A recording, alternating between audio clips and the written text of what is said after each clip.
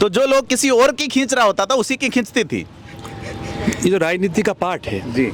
ऐसा कोई कैंडिडेट, ऐसा कोई राजनेता नहीं है जो इन जाजमों के चक्कर में नहीं पड़ता है। कई बार ऐसा होता है कि पीछे से कहीं खींच लेते हैं। रतन देवासी फाइनल में आके अटक क्यों जाते हैं, मैं ये पूछ रहा हूँ। रतन जी फायर ब्रांड नेता हैं, चुनाव को बड़ा तरीके से लड़ते हैं सर, किस तरह का माहौल है? ये देखिए, अच्छा कांग्रेस के पक्ष में माहौल है और जो देखा जा रहा है इस बार पहली बार ऐसा मुझे भी महसूस हो रहा है, मैंने भी 5-6 चुनाव लड़े, कि लोग डेवलपमेंट और विकास की बात कर रहे हैं। हर व्यक्ति, हर समाज ये चाह रहा है कि हमारी बात कौन रख सकता है, हमारी बात कौन करेगा, क्षेत्र का विकास कैसे होगा और कौन है जो जिसके हम आसानी के साथ में जाके खड़े हो सकते हैं। ये तमाम ऐसे मुद्दे हैं जो एक नया तरीका का चुनाव देखने को मिल रहा है। रतन देवासी छात्र राजनीति से आते हैं, सिरोही में छात्र राजनीति करते हैं, रहने वाले मांडोली के भीनमाल विधानसभा क्षेत्र में, व्यवसाय माउंट आबू में है, अबू पिंडवाड़ा विधानसभा और चुनाव रानीवाड़ा से लड़ते हैं, कैसे मैनेज होता है? देखो, यही खूबी है, हमारा लोकसभा क्षेत्र है, 8 जिलों जो है, दोनों ज़िले, और ये पार्ट ऑफ कल्चर भी है, एक दूसरे के साथ मिले हुए होते हैं, सब समाजों में हम प्रेम से रहते हैं और आपकी कर्म भूमि, आपकी जन्मभूमि सब होती है। तो ये वैसे अभी ये जो है वो रूटीन में आ गया। पहले पहले बहुत मुश्किल होता था, मगर चूंकि आप अगर राजनेता हो, समाज सेवी हो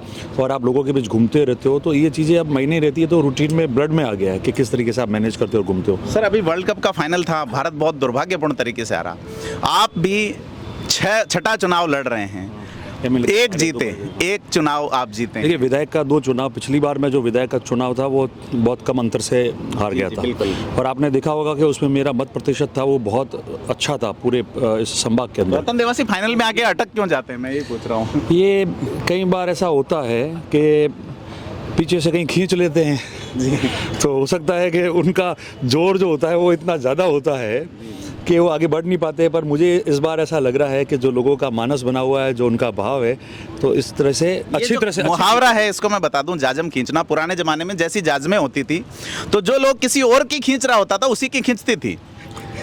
ये जो राजनीति का पार्ट है जी। ऐसा कोई कैंडिडेट, ऐसा कोई राजनेता नहीं है जो इन जाजमों के चक्कर में नहीं पड़ता है। ये रतन जी भी है, ये अखाड़ा है, इस अखाड़े में इस तरीके की जो ये तो होता रहेगा, ये पार्ट ऑफ गेम हो गया है। पर ये स्वस्थ होना चाहिए, हेल्दी होना चाहिए। हेल्दी रहेगा तो हार जीत जो है वो एक की होती है, आप काम करते रहो समाज में तो मायने नहीं रखती है। अनहेल्दी होता है तब वो तकलीफ वाली बात होती है समाजों के लिए, हमारे लिए। मगर अच्छा है, कोई बात नहीं। जोधपुर संभाग में मूल ओबीसी के बड़े नेता हैं आप, कितनी मुश्किल आती है ऊपर पॉलिटिक्स में जगह बनाने में आप जैसे युवाओं को? नहीं, देखिए, संघर्ष सबको करना पड़ेगा। अगर आप आसान रास्ता चुनने जाओ कि नहीं मैं तो आया और सीधा मैं बन जाऊं, तो बहुत मुश्किल है। लोग, आप नेता बनो और लोग आपको नेता माने, उसमें रात दिन का फ़र्क है। तो जब आपको आमजन और आपका कार्यकर्ता नेता मानेगा तो किसी प्रकार की कोई तकलीफ नहीं आएगी। संघर्ष आपको करना पड़ेगा और आपका संघर्ष अगर मजबूत होगा तो उसका सुखद परिणाम भी आता है। रतन देवासी चुनाव जब जीतते हैं तो लाल बत्ती लाते हैं, इस बार क्या रहेगा?